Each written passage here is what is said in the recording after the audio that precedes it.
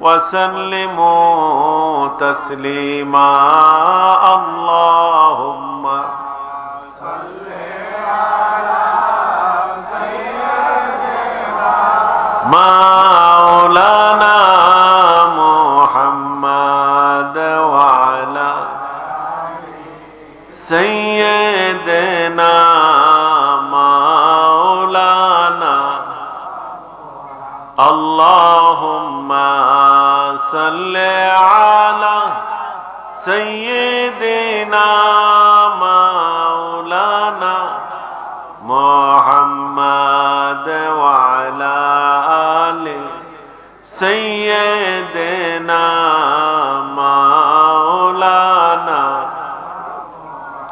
محبতে পড়েন দরুদ হইয়া নবীজির দেওয়ানা মহব্বতে পড়েন দরুদ হইয়া নবীজির দেওয়ানা ভাগ্যে তাকলে যাইতে পারো ভাগ্যে তাকলে যাইতে পারো ওই যে সোনার মদিনায় আল্লাহুম্মা সাল্লি আলা সাইয়্যিদিনা মাওলানা মুহাম্মদ ওয়া আলা সাইয়্যিদিনা মাওলানা বালাগাল উলা বিকামালিহি كشفت الدجى بجماله حسنت جميع خصاله صلوا عليه আজ লক্ষ্মীপুর দক্ষিণ পাড়া নূরে মদিনা যুব সংগঠনের উদ্যোগে তৃতীয় বার্ষিক সুন্নি লক্ষ কোটি শুকরিয়া মহান রাব্বুল আলামিনের দরবারে যিনি আমাদেরকে অসংখ্য ব্যস্ততময় সময় রেখে পবিত্র সুন্নি মহাসম্মেলনে আসার এবং বসার তৌফিক দিয়েছেন। তাই আমরা একনিষ্ঠভাবে হৃদয়ের আবেগ অনুভূতি উজাড় করে বলিষ্ঠ কণ্ঠে শুকরিয়া তান সবাই জোরে শুনি বলে আলহামদুলিল্লাহ। দীর্ঘ সময় আপনারা ওয়াজ নসিহত শুনেছেন এবং অনেক ধৈর্যের পরিচয় দিয়েছেন, কারণ আজকের মতো ঠান্ডা এতটা প্রখর ছিল, চলাফেরা উঠা বসায় আজ করা গেছে এবং প্রচুর পরিমাণ কুয়াশাও বাহিরে বৃষ্টির মতো পড়ে। তারপর আপনারা বসে আছেন, আমি দেখতেছি টপ টপ করে পানিও পড়তেছে আপনাদের চতুর্দিকে। এই জন্য আমি আজকে ওয়াজ নসিহত করব না, দীর্ঘায়িত করব না, আপনারা যাতে দ্রুত গতিতে বাড়িতে চলে যেতে পারেন এই জন্য আমরা খুব দ্রুত দোয়ার মাধ্যমে আজকের মাহফিলের সমাপ্তি ঘটবে। আমি প্রথমেই বলবো যেগুলা সচরাচর বলে থাকি, মাহফিল শুরু থেকে এই পর্যন্ত অনেক উলামায়ে কেরামগণ আপনাদের সম্মুখে কোরআন সুন্নাহর আলোকে তাদের যোগ্যতা এবং প্রজ্ঞার মাধ্যমে প্রাঞ্জল ভাষায় উপস্থাপন করছেন। ওনারা কিন্তু ওনাদের কাজ, ওনাদের দায়িত্ব শেষ, এখন দায়িত্ব কিন্তু আপনি আমার। ওনারা যে কোরআন সুন্নাহর কথাগুলা বলে গেছেন এইগুলো হচ্ছে আমাদের আমল করার দায়িত্ব, ঠিক কি না? আমাদের আমল করতে হবে। আমি চাই আমল হোক, আমলের মাধ্যমে মানুষের পরিবর্তন ঘটুক। আজকে দেখা যাচ্ছে এতগুলা মাহফিল আমাদের সমাজে হচ্ছে, কিন্তু সমাজের মধ্যে পরিবর্তন নাই। আমার এই মাহফিল যদি আমাকে পরিবর্তনই না করতে পারে, এই মাহফিল আইসা আমার লাভটা কোথায়? আসলে মাহফিল গুলা বাড়াতে একটা চমৎকার একটা সামাজিক পরিবর্তন হয়েছে। আমরা আজ থেকে 30-35 বছর আগে আমি ছোটবেলা যা দেখছি, মানুষ যখন অবসর থাকতো, শীতের সময় থাকতো, বিভিন্ন পালা গান, যাত্রা গান, সার্কাস, ওই ধরনের কিছু অনুষ্ঠান আমাদের গ্রামে গঞ্জের মধ্যে হইতো। কিন্তু এই মাহফিল গুলা বাড়ার কারণে এই কালচারাল অবস্থাগুলো এখন বিলুপ্ত হয়ে গেছে, ঠিক কিনা? এটা একটা সামাজিক একটা চমৎকার পরিবর্তন। এই জন্য আমি মাহফিল গুলাকে সাধুবাদ জানাই, কিন্তু আমার ব্যক্তি পর্যায়ে যে একটা পরিবর্তন আসা দরকার এইগুলা এখন আসে নাই, এগুলো আসা দরকার। আজকে দেখুন, আমি যখন এই মাহফিল নিয়ে গবেষণা করি বর্তমান পরিস্থিতির আলোকে, তখন ভয় লাগে। কেন জানি আমার মনে বলে আর কিছু বছর পরেই মাহফিল থাকবে, প্যান্ডেল থাকবে, বক্তা থাকবে, শ্রোতা কমে যাবে। শ্রোতা কমার সম্ভাবনা একেবারেই শতভাগ আমার মনের মধ্যে বিশ্বাস হয়। এর কারণ এই মাহফিলে এসে যদি রুহের খোরাক না হয়, রুহের খোরাক যদি না পাওয়া যায়, তখন মানুষ আর এখানে আসবে না, আসার কোনো প্রয়োজন মনে করবে না, ঠিক না? এই জন্য মাহফিলটাকে আমাদের বাস্তব জীবনে কাজে লাগানো দরকার। এটা আমরা কাজে লাগাইতে পারতেছি না, এই জন্য আমরা ব্যর্থ। আর বিশেষ করে আমি আমার দুর্বলতাই বলি, আমরা যারা মাইকের মধ্যে কথা বলি, আমরা যেই ধরনের একজন মুখলেস বান্দা হওয়ার কথা, একজন দায়ী হিসাবে যে ধরনের যোগ্যতা, জ্ঞান, প্রজ্ঞা, তাকওয়া থাকার কথা, এগুলো আমাদের মধ্যে নাই। আমরা যখন কথা বলি মানুষ এসে তাসির করে না, ঠিক কি না? কথা বলে গেছেন আমাদের দাদা হুজুর কেবলা ফান্দাউকি রহমাতুল্লাহ আলাইহি, কথা বলে গেছেন আমাদের হুজুর কেবলা ফান্দাউকি রহমাতুল্লাহ আলাইহি, কথা বলে গেছে মিরান শাহ তাতারি রহমাতুল্লাহ আলাইহি, কথা বলে গেছে সৈয়দ আক্তার মিয়া সাহেব রহমাতুল্লাহ আলাইহি। এই সকল বুজুর্গরা যখন কথা বলতো তখন মানুষ এসে তাসির করতো, ঠিক কি না? এই জন্য আমরা একটা কঠিন অবস্থার মধ্যে আছি। 2 নাম্বার কারণ হচ্ছে আমরা শ্রোতা যারা আছি, আমরা ওয়াজ শুনে আমল করার জন্য আসি না। আমরা প্রথমেই আগে পোস্টারটা দেখি, আজকের মাহফিলের প্রধান অতিথি কখন স্টেজে উঠবে, হুজুর কিভাবে খুতবাটা পড়বেন, কিভাবে জিকির করবেন, কিভাবে হাসাবেন, কিভাবে কাঁদাবেন। এই একটা বিনোদনের জন্য আমরা আসি। বিনোদন যদি নাই হইতো তাহলে বছরে এতগুলা মাহফিল হওয়া সত্ত্বেও আমি বেনামাজি থাকার কথা না, ঠিক কি না? এগুলো বিনোদন হয়ে গেছে। আগেকার 30 বছর আগে এত মাহফিলের মধ্যে জাঁক জমক ছিল না, মাহফিল গুলার মধ্যে বড় রুহানিয়ত ছিল, রুহানিয়ত ছিল। আহা, বুজুর্গরা কথা বলতেন, তাদের দাঁতের ফাঁক দিয়া তাদের পবিত্র নূর বের হয়ে আসতে। সুবহানাল্লাহ। এই সোনালী যুগটা আমাদের নষ্ট হয়ে গেছে। এই জন্য আমি চাই এই মাহফিল গুলোর কাজে লাগা। আজকে অনেক সময় আমাদের বিভিন্ন শুভাকাঙ্ক্ষী মহব্বতের আপনজন এসে বলেন যে আমি মাহফিলে গেছিলাম, লক্ষ লক্ষ লোক হইছে, ওয়াজটা বড় ভালো লাগছে, এবং ওয়াজ কইরা বক্তা মাঠটা কাঁপাইতে হয়ে গেছে। তখন আমি বলি যে কাঁপাইতে হয়ে গেছে, আপনি কি বুঝলেন? এই যে বক্তার ওয়াজটা এত ভালো লাগছে আপনার কাছে, আপনি বলছেন যে একটা মাথায় হয়ে গেছে, কাঁপাইতে হয়ে গেছে। তো এই 3 ঘন্টার ভিতর আপনি কি বুঝলেন? বক্তা আপনাকে কি বুঝাইতে চাইছে? ওনার লক্ষ্য উদ্দেশ্যটা কি? ওনাদের আলোচ্য বিষয়গুলো কি ছিল? তখন আর বলতে পারেন। এর কারণ হচ্ছে আমরা ওয়াজ নসিহত শুনি, এক কান দিয়ে ঢুকাই আরেক কান দিয়ে বের করে দেই। এই কথাগুলো যদি বাড়ি পর্যন্ত আমরা নিতে পারতাম, প্রত্যেকটা সামাজিক ব্যবস্থার মধ্যে আমাদের পরিবর্তন শুরু হয়ে যেত, ঠিক কিনা? বাড়ি দিতে হবে কথাগুলো, বাড়ি দিতে হবে। আজকে দেখেন এখানে আছেন, আমার মন সাক্ষী দিতেছে, এই জন্য আমি বলতেছি, এখানেও আপনারা যারা শ্রোতারা বসে আছেন, এর মধ্যে 30% 40% লোক 5 ওয়াক্ত নামাজ পড়ে না, এর বসা আছে, আমার মন সাক্ষী দিতেছে। নামাজ যদি না পড়েন এই মাহফিল দেওয়া লাভ হবে কি? তখন তো মানুষ বলবে যে মিয়া সাহেব তোমার যে টাকা পয়সা দিতাম মাহফিল করতাম, মাহফিলের মাধ্যমে তো আমাদের ঈমান আমল দুরুস্ত হইতেছে না, তাই আমি তোমাকে টাকা দিব কেন? এই জন্য মাহফিল গুলো বন্ধ হওয়ার সম্ভাবনা আছে। এই জন্য মাহফিলটাকে একটা হেদায়েতের মার্কাজ হিসেবে তৈরি করে, তাহলে চমৎকার হবে। আমি আল্লাহর রাস্তে বলে যাই, আল্লাহর রাস্তে বলে যাই, নামাজটা পড়েন, নামাজের প্রতি অবহেলা করেন না। নামাজ সকল ইবাদতের মূল, নামাজ বিহীন কোন ইবাদত আল্লাহর দরবারে কবুল হয় না।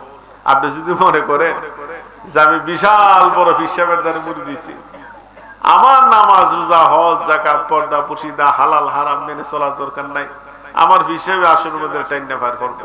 আমি বলবো আপনি একটা ধাপ্পাবাজির মধ্যে আছে।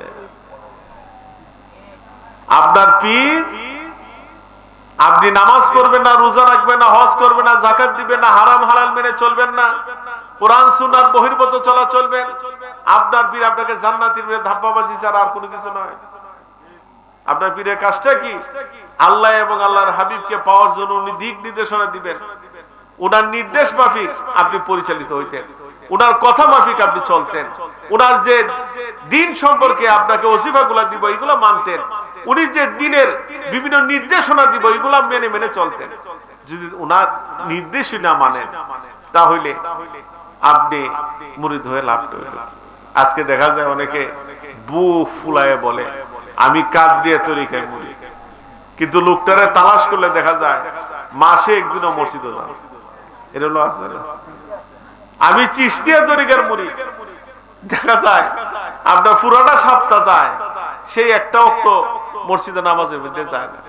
কিন্তু আপনি বড় পীর সাহেবের জীবনটা তালাশ করে দেখেন তো, বড় পীর আব্দুল কাদের জিলানী রহমাতুল্লাহ আলাইহি উনার সারাটা জীবনের মধ্যে এক ওয়াক্ত নামাজ তরক করে নাই। সুবহানাল্লাহ। খাজা মাইনুদ্দিন চিশতি রহমাতুল্লাহ আলাইহি উনার সারাটা জীবন তালাশ করে দেখেন, উনার জীবনে এক ওয়াক্ত নামাজ কাজা করে নাই। আজকে আপনি কাদরিয়া তরিকা মুরিদ দাবি করেন, চিশতিয়া তরিকা মুরিদ দাবি করেন, আপনার নামাজের সাথে সম্পর্ক নাই, মসজিদের সাথে সম্পর্ক নাই, তাহলে আমি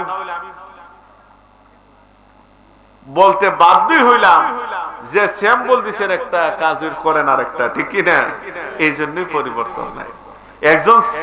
একজন সুফি, একজন সালিকিন, একজন তরিকতপন্থী সে নামাজ ছাড়া থাকতে পারবে না, সে যদি তরিকতে কাজ করে। তরিকতে কাজ করলে কি হয়?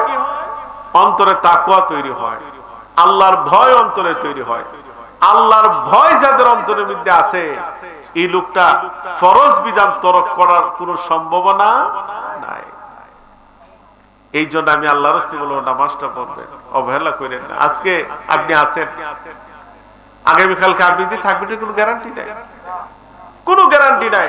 বাবার আগে ছেলে বিদায় হয়ে যাচ্ছে, মার আগে মেয়ে বিদায় হয়ে যাচ্ছে, স্বামীর আগে স্ত্রী বিদায় হয়ে যেতেছে, নাতির আগে দাদা বিদায় হয়ে যেতে, বা দাদার আগে নাতি বিদায় হয়ে যেতেছে। এই জন্য পরকালের জন্য একটু চেষ্টা করে। দুনিয়ার জন্য পাগল হইছেন, দুনিয়াটা বড় স্বার্থপর। এই দুনিয়া শুধু আপনাকে ব্যবহার করবে, ব্যবহার করে করে দুনিয়াবি কিছু স্বার্থ হাসিল হবে, টাকা পয়সা, ধন দৌলত, বাড়ি গাড়ি, জায়গা জমি, এইগুলা যখন আপনি অর্জন করলেন, দুনিয়াটা আপনি সাজাইলেন, কিন্তু পরকালটা আপনি সাজাইতে পারলেন না। কিন্তু এই দুনিয়ার জীবনটা 60 বছর, 70 বছর, 100 বছর, কিন্তু পরকালটা আপনার অনন্তকাল, যার কোনো সীমারেখা নাই। এই যখন আপনার দেহ থেকে প্রাণটা চলে যাবে, তখন যে লক্ষ লক্ষ টাকা খরচ করে ঘরটা বানাইছেন, এই ঘরের মধ্যে কি আপনি 3 দিন রাখবে? আহা, যখন দেহ থেকে প্রাণটা যায়, পরিবার পরিজন আপনাকে টেনে হেসড়ে ঘর থেকে বের করে দেয়। কিন্তু এই ঘরটা কত সুন্দর করে আপনি বানাইছিলেন, কিন্তু এই ঘরটার মধ্যে আপনি সারা জীবন থাকতে পারলেন না, থাকতে পারলেন না। যখন আপনাকে পরিবার পরিজন দ্রুত গতিতে গোসল করায়, কাফন লাগায়, জানাজা দিয়ে কবরে রেখে আসে, কবরে রেখে আসার পর আপনি আল্লাহ এবং আল্লাহর হাবিবের সন্তুষ্টি অর্জন না করার কারণে আপনার কবরে যে শাস্তি শুরু হইতেছে, কবরের শাস্তির ভাগ আপনার ছেলে নেয় না, কবরের শাস্তির ভাগ আপনার মেয়ে নেয় না, কবরের শাস্তির ভাগ আপনার বিবি নেয় না, আপনার কবরের শাস্তি আপনি ভুগতেছেন। কিন্তু দুনিয়ার বেড়াজালের মধ্যে টাকা পয়সা দ্বন্দ্ব যা কিছু তৈরি করছেন, এইগুলা ঠিক ওই ছেলে ভাগ নেয়, মেয়ে ভাগ নেয়, বিবি ভাগ নেয়, কিন্তু কবরের শাস্তি নিজেই ভুগতে হয়, ঠিক না? কবর, হাসর, মিজান, ফুলসিরাত, প্রত্যেকটা ঘাট আপনি একাই মোকাবেলা করতে হবে। দেখেন দুনিয়া বড় কঠিন। এখানে অনেক লোক আছেন, অনেকের মা নাই, অনেকের বাবা নাই, অনেকের মাও নাই, বাবাও নাই, কিন্তু দেখেন আপনি বুকে হাত দিয়ে বলতে পারবেন না যে কয়টা লোক সপ্তাহে একদিন মা বাবার কবরের সামনে যায়। আর আপনি নিজেকে প্রশ্ন করেন, আপনার বাবা যে হালাল হারাম চিন্তা না কইরা, দিনের চিন্তা না কইরা, পরকালের চিন্তা না কইরা এই যে টাকা পয়সা দন দৌলত বাড়ি গাড়ি আপনাকে দিয়া গেল, কই সে তো কবরে শুয়ে রয়েছে, কিন্তু সপ্তাহে একদিন আপনি আপনার কবরের মধ্যে আপনার ছেলের যাওয়ার সময় হয় না, তো এই সম্পদ দিয়ে আপনার লাভ হইল। জেনে রাখেন, কবর, হাসর, মিজান, ফুলসেরাত, প্রত্যেকটা ঘাট এটা আপনি একাই মোকাবেলা করতে হবে, কেউ আপনাকে সহযোগিতা করবে না। এই জন্য নিজেকে পরকালের জন্য প্রস্তুতি নেন। পরকালের প্রস্তুতি নিতে গিয়া দুনিয়া বিমুখ হওয়া লাগে না। আজকে দেখা যায় একটা মানুষ তার পেট পালার জন্য 10 ঘন্টা চাকরি করে, 8 ঘন্টা ডিউটি করে, অনেক সময় বিদেশে 12 ঘন্টা ডিউটি করে, 8 ঘন্টা পরে 4 ঘন্টা আমি ওভারটাইম করি। দেখেন, 8 ঘন্টা ডিউটি করেন দুনিয়াতে সুন্দরভাবে একটু বেঁচে থাকার জন্য, কিন্তু পরকালের জন্য কিছুই করলেন না। কিন্তু এই পরকালের জীবনটাকে সাজানোর জন্য আপনার 8 ঘন্টা লাগে না, আপনার 12 ঘন্টাও লাগে না। আপনি 2 থেকে 3 ঘন্টা সময় যদি আপনি শ্রম দেন, এই 3 ঘন্টার বিনিময়ে আপনার সাথে আল্লাহ এবং আল্লাহর হাবিবের সম্পর্ক তৈরি হয়ে যাবে। আপনার 8 ঘন্টা লাগবে না, 5 ঘন্টা লাগবে না, 3টা ঘন্টা দেন না। দুনিয়ার জন্য দেন আপনি 8 ঘন্টা 12 ঘন্টা, পরকালের জন্য 3টা ঘন্টা দেন। এই 3 ঘন্টায় আপনার পরকাল সাজিয়ে তুলবে। কিন্তু আমরা চেষ্টা করি, চেষ্টা তো করা দরকার। আজকে আপনি দোহাই দেন যে আমি হুজুর ডিউটির মধ্যে থাকি, 12 ঘন্টা ডিউটি, নামাজ পড়ার সময় কই ও মিয়া সাহেব সাথে একটা গামছা রাখেন না, আজান হয়ে গেছে, যেখানে কর্মস্থল হোক আপনি নামাজ গামছাটা বিছাই দেন, বিছায় নামাজে দাঁড়িয়ে যান। দাঁড়িয়ে গেলে ডিউটি হইল, দুনিয়াও থাকলো, পরকালও সুন্দর হইল, আল্লাহও খুশি হইল। সুবহানাল্লাহ। আপনি জমির কাজ করেন, জোহর পার হয়ে আসর আসতেছে, কিন্তু নামাজ পড়ার কোনো সুযোগ নাই। আপনার মনের মধ্যে চিন্তা, আহা এখন যদি নামাজে দাঁড়ায় যায়, ওই 2টা পড়লি কেত বাসা বন্ধ হয়ে যাবো, একসাথে সেটা লাগে। কিন্তু এই যে কেতের ভিতরে আপনি চিন্তা করতেছ, এই কেত তো পরকালে কোনো কাজে আসবে না। কিন্তু বরংস কেতের আইলের মধ্যে যদি আপনি একটা গামছা বিছাইয়া আজান হয়ে গেছে আল্লাহর কুদরতি কদমে সেজদা দিতেন, ফসলের বরকত হইল, রহমত হইল, আল্লাহ খুশি হইল, আল্লাহর হাবিবও খুশি হইল। সুবহানাল্লাহ। এই জন্য আমি আল্লাহর হস্তে বলবো, আল্লাহর হস্তে বলো নামাজটা চাইলেন না। আজকে আমার কাছে অনেকে বলে, হুজুর আমি অভাবে আছি। বেটা অভাবে আছো, তাহাজ্জুদ নামাজ পড়ো। হুজুর আমি বিদেশের লাগি টাকা দিছি, দালালে খালি ঘুরায়, আরে তাহাজ্জুদ নামাজ পড়। হুজুর আমার ব্যবসা নাই, তাহাজ্জুদ নামাজ পড়ো। তাহাজ্জুদ নামাজে যদি আপনি সেজদা দিয়ে চোখ দিয়ে টপ টপ করে পানি ফালাই আল্লাহর কাছে চান, আল্লাহ আপনাকে সহজে ফিরিয়ে দিবেন না। সুবহানাল্লাহ। তাহাজ্জুদ নামাজে অভ্যাস করে, বিপদ থাকবে না আপনার। আল্লাহ অপেক্ষায় আছে। আপনি গভীর রাতে আল্লাহ কুদরতি সেজদা দিতেন, আল্লাহ গভীর রাতে এসে বলে যে বান্দা তোর কি কি লাগবে আমার কাছে চা, কিন্তু আমি ঘুমাই, আমি ঘুমাই, সাহায্য পাবো কিভাবে? এই জন্য আমি আল্লাহর কাছে বলবো, নামাজটা চাইলেন না, নামাজটা পড়েন, পড়েন। আপনি পরিবার পরিজনকে নামাজ পড়তে বাধ্য করেন এবং কালচারাল সামাজিক পরিবর্তন আনেন। আজকে আমরা মুসলমান, আমরা পাশ্চাত্যের অনুকরণ করতেছি, যেখানে আল্লাহর গজব আমাদের উপর আসতেছে।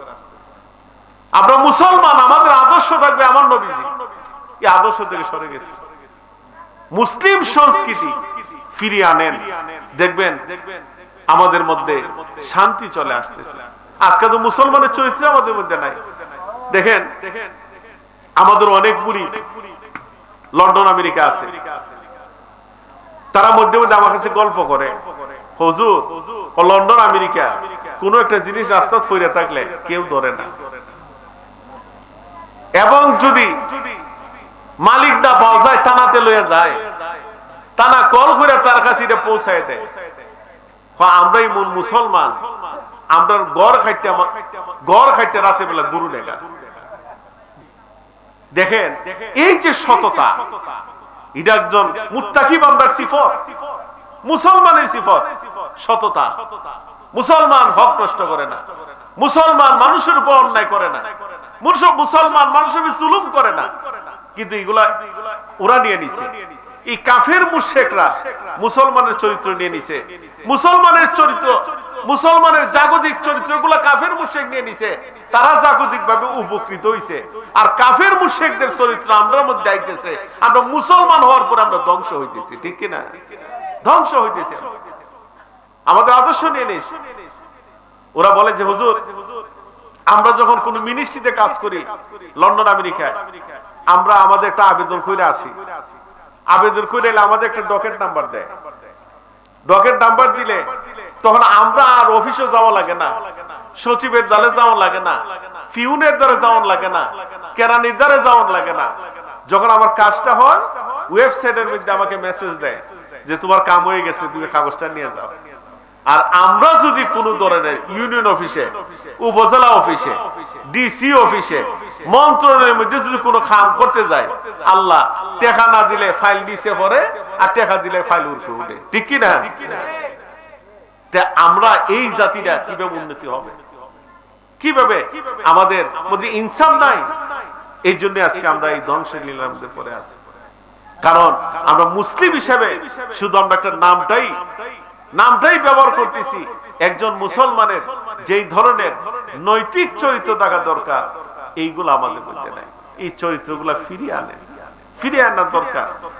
এই জন্য আমি আল্লাহর হস্তে বলবো, আল্লাহর হস্তে গুলো সততার সহিত চলেন। এই সততার সহিত যখন চলবেন, তখন দুনিয়াতে কষ্ট আইব, প্রতিবন্ধকতা আইব, ঝামেলা আইব। সৎভাবে চললে টেকা তেমন বেশি হইতো না, বড় লোক বন্ধু বালা পাইতো না, বড় লোকেরা দাওয়াত দিত না।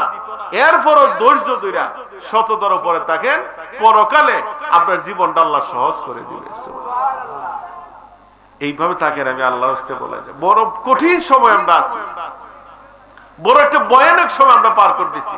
এমন একটা সময়, যে সময়ের মধ্যে আমাদের ঈমান ধরে রাখা কঠিন হয়ে গেছে। আর মিয়া সাহেব, কয়জন মানুষ ঈমান নিয়ে কবরে যাইতেছে এটা আল্লাহ পাকই ভালো জানে, আল্লাহ পাকই ভালো জানে। এই জন্য ঈমানটা কবরে নেওয়ার জন্য আমি তরিকতপন্থীদেরকে বলি যে আপনারা তরিকতের সাধনা করেন। এই মাহফিল কমিটি যারা আছে, তোমরা তাবারকটা নিয়ে আসো, প্যান্ডেলে তাবারকটা নিয়ে আসো। 12টা বাজে দিতেছে, 12টার ভিতরে কাছাকাছি বা একটু উপরে শেষ করে দেবো ইনশাআল্লাহ। দেখেন,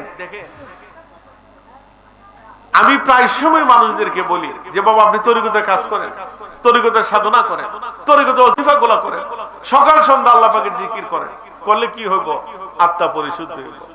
আত্মা যখন পরিশুদ্ধ হয়ে যাবো, তখন আমরা অন্যায় কাজ করতে ভালো লাগতো না। সুবহানাল্লাহ।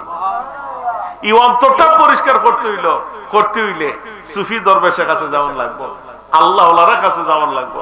আল্লাহ ওয়ালার কাছে গেলে তাদের নেক ফয়েজের বদৌলতে অন্তরটা পবিত্র হইব, অন্তরে তাকওয়া অর্জন হইব, আল্লাহর ভয় তৈরি হইব। তখনই অন্যায় কাজ থেকে দূরে থাকা যায়, ঠিক কি না?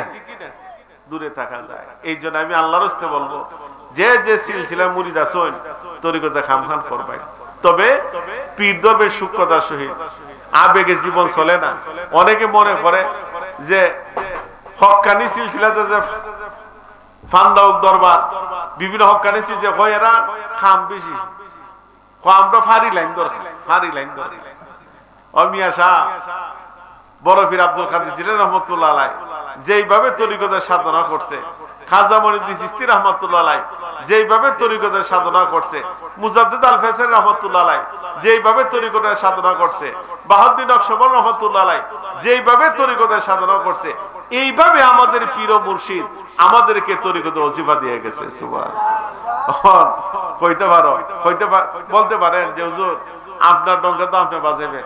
জি না, আমরা যখন বরফি সাহেবের বই পড়ি, আমরা যখন খাজা সাহেবের তাসাউফের বই পড়ি, আমরা যখন মুজাদ্দিদ আল ফেসারির বই পড়ি, আমরা যখন বাহাউদ্দিন নকশবন্দি রহমতুল্লাহ বই পড়ি, তখন দেখি তারা এইভাবে উনি উনার মুরিদদেরকে তরিকতের তালিম দিয়ে গেছেন। সুবহানাল্লাহ। এই জন্য ফান্দাউক দরবারের ভিত শক্ত, যেন বললে সুযোগ নাই। কারণ ফান্দাউক দরবারে যাই বলে এইগুলা অতিরিক চর্চের ভিত্তিতে বলে, কারণ এই কিতাবাদি ফান্দাউক দরবারের মধ্যে মজুদ আছে। সুবহানাল্লাহ। এই জন্য তরিকতে কাজ করবেন। যেই দরবারে তরিকতের সাধনা, যে দরবার তরিকত চর্চা আছে, যে দরবার শরীয়তের প্রশিক্ষণ আছে, হাকিকতের প্রশিক্ষণ আছে, মারিফতের প্রশিক্ষণ আছে, এই সকল দরবারে যাবেন, আপনার মধ্যে পরিবর্তন তৈরি হবে। আজকে মিয়া সাহেব দেখা যায় আপনি 10 বছর আগে মুড়ি দিয়েছেন, এই আপনার কি বেশি খারাপ লাগতেছে? আর দুইটা কথা, 10 বছর হইছে মুড়ি দিয়েছেন, 10 বছর মুড়ি দেওয়ার 10 বছর আগে আপনি নামাজ পড়তেন না, মুড়ি দেওয়ার 10 বছর পরেও যদি নামাজ না পড়েন, কেরে পীর সাহেবের মুড়ি দিয়েছেন? এই 10টা বছর তো আপনার জীবন শেষ। এই 10 বছরে তো আপনার পীর আপনার কোনো পরিবর্তন করতে পারে নাই। এর কারণ হয়তো বা আপনি তরিকতের সাধনা করেন নাই, নতুবা এমন দরবারের মধ্যে মুরিদ হইছেন যেই দরবারের মধ্যে শরীয়তের প্রশিক্ষণ নাই, তরিকতের প্রশিক্ষণ নাই, হাকিকতের প্রশিক্ষণ নাই, মারিফতের প্রশিক্ষণ নাই। এই জন্য আপনার মধ্যে পরিবর্তন নাই, ঠিক কি না? পরিবর্তন হবে না কেন? আপনি মুরিদ হইছেন 8 বছর হইছে, 8 বছর আগেও মিছা কথা কইতা, মুড়ি ধর 8 বছর পরেও মিছা কথা কইতা, তাহলে হিসাবে টাকা দিয়া পয়সা দিয়া বালা বুড়া খাওয়াইয়া পহড়ের টাকা দিয়া লাভ কইল। আমি মানুষ তো যাই পীরের কাছে নিজের তাকওয়াবান পরহেজগার আল্লাহওয়ালা বানাই ফেললে। আপনি আল্লাহওয়ালা হইছেন কিনা আপনি নিজের তালাশ করেন, এবং সব সময় খেয়াল রাখতে হবে শরীয়ত ছাড়া তরিকতের ভিত্তি নাই, শরীয়ত ছাড়া হাকিকতের ভিত্তি নাই, শরীয়ত ছাড়া মারিফতের ভিত্তি নাই। আগে শরীয়ত, তারপর তরিকত, হাকিকত, মারিফত। শরীয়ত ছাড়া যদি মানুষ তরিকতের ডুরি ধরে, এটা ডুরি থাকতো না, ওইটা মাইরের ফল হইব, ঠিক না? শরীয়ত ছাড়া তরিকতের কোনো ভিত্তি নাই। অনেকে বলবে শরীয়তের মোল্লারা কথা বলিস না, ওইটা কিতাব বুঝার কিতাব হয়। ওই মিয়া সাহেব আপনি কি মনে করেন বড় বিশ্বাস কি শরীয়তের আলেম ছিলেন না? বড় বিশ্বাস কেমন আলেম ছিলেন? ওনার কয়েকটা কিতাব পড়েন না, ওনার সিরুল আসরার কিতাব পড়েন, বুনিয়াতুত তালিবিন কিতাব পড়েন, বাহসাতুল আসরার কিতাব পড়েন, তাফসিরে জিলানী পড়েন, এগুলো পড়েন, পড়লে বুঝতে পারবেন উনি কত উচ্চাঙ্গের আলেম ছিলেন। শুধু আলেম নাই, উনার যুগের মধ্যে যুগ শ্রেষ্ঠ আলেম শরীয়তের আলেম ছিলেন। সুবহানাল্লাহ। কই উনি উনার জীবনে তো শরীয়তের কোনো তরক করেন নাই। বাবার বেটা হইলে বাইর করেন, বাবার বেটা হইলে বাইর করেন। বড় হিসেবে জীবনে কোন মহিলার কদম বসিল হইছে, বাবার বেটা হইলে বাইর করেন। জীবনে বড় হিসাব জীবনে কোন মহিলাদের হাত টিপা পাও টিপা নিছে, বাবার বেটা হইলে বাইর করেন। বড় হিসেবে কোন জীবনে মহিলাদের সাথে একই রুমে বৈশা পর্দা না দিয়া কথা কইছে, বের করে দেখান। কারণ কেন বের করতে পারবেন না? কোন লোক যদি আল্লাহর ওলি আল্লাহওয়ালা হইতে চায়, শরীয়তের বিধান না মানলে, কোরআনের আইন না মানলে, আল্লাহর হাবিবের অনুকরণ অনুসরণ না করলে কোন লোক আল্লাহর ওলি হইতে পারে না। এই বিষয়ে খেয়াল রাখতে হবে। আজকে আমাদের সমাজের মধ্যে লেবাসদারি, আমাদের মধ্যে সমাজের মধ্যে সুফি বাড়িছে, লেবাসদারি আলেম বাড়িছে, লেবাসদারি, লেবাস বড় ফিটফাট, ভিতরে কিছু নাই, ভিতরে নাই। যদি কালবি শক্তি থাকতো এই লোকটা অন্যায় কাজ করতে পারে না।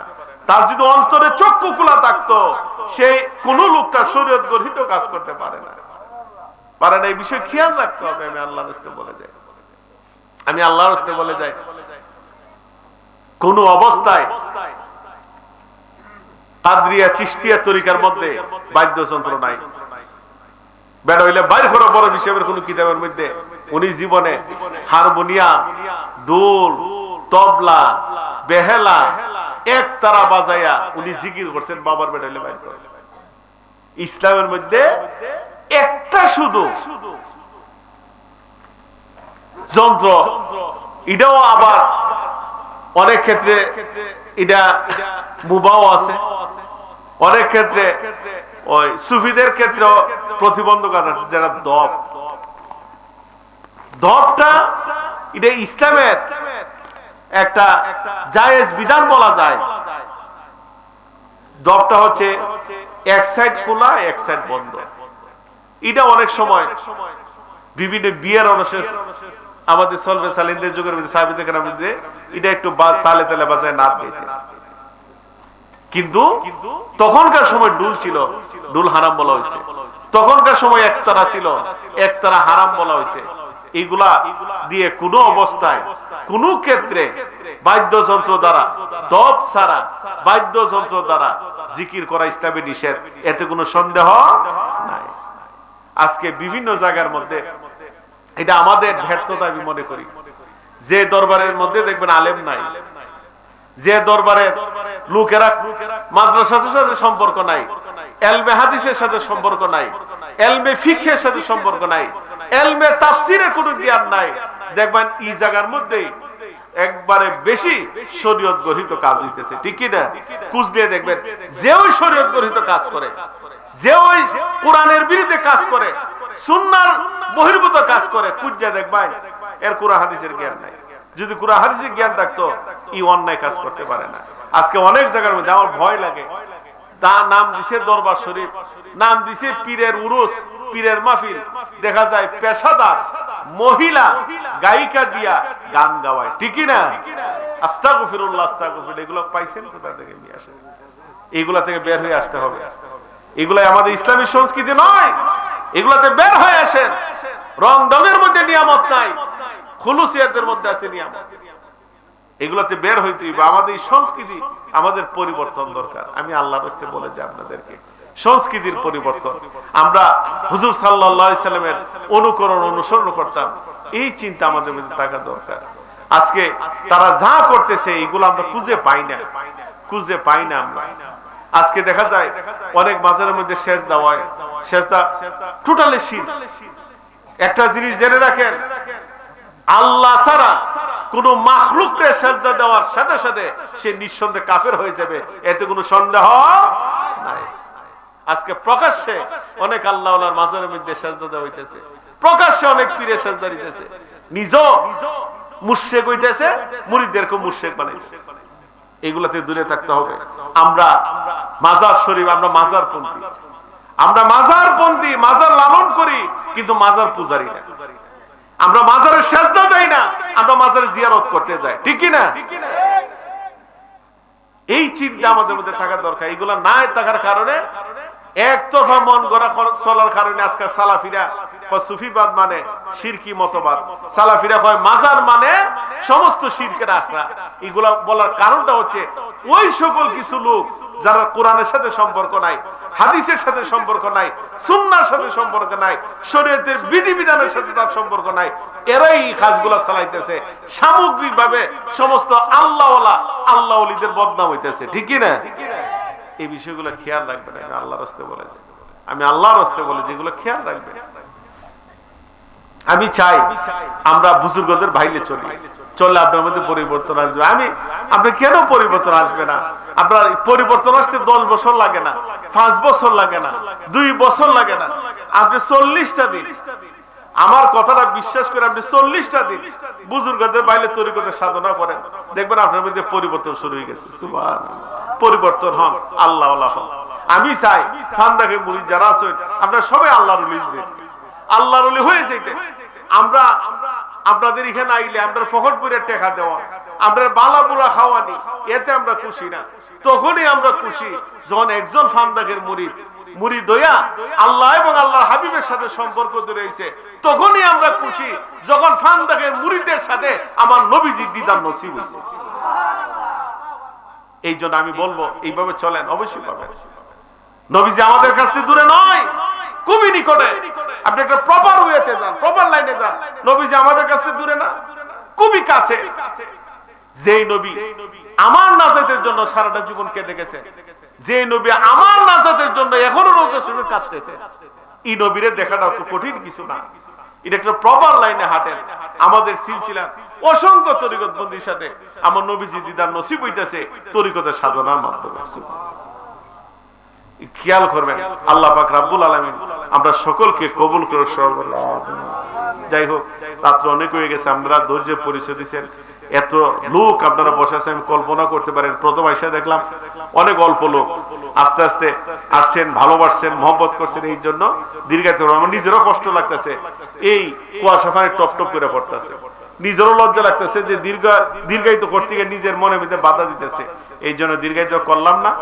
আমরা ইনশাল্লাহ এই দোয়ার আগে তাবারক দিলাই, মৌলানা দোয়ার আগে তাবারক দিলাই, কারণ দোয়ার আগে যদি তাবারক না দেয় দোয়ার আদব নষ্ট হয়ে যায়। দোয়ার মধ্যে তাবারক দিলে দোয়ার আদব নষ্ট হয়ে যায়। কারণ আমি প্রায় সময় বলি যে দোয়াটা যখন আমরা করতাম তখন মনটা আল্লাহর দিকে থাকতো। ঠিক না?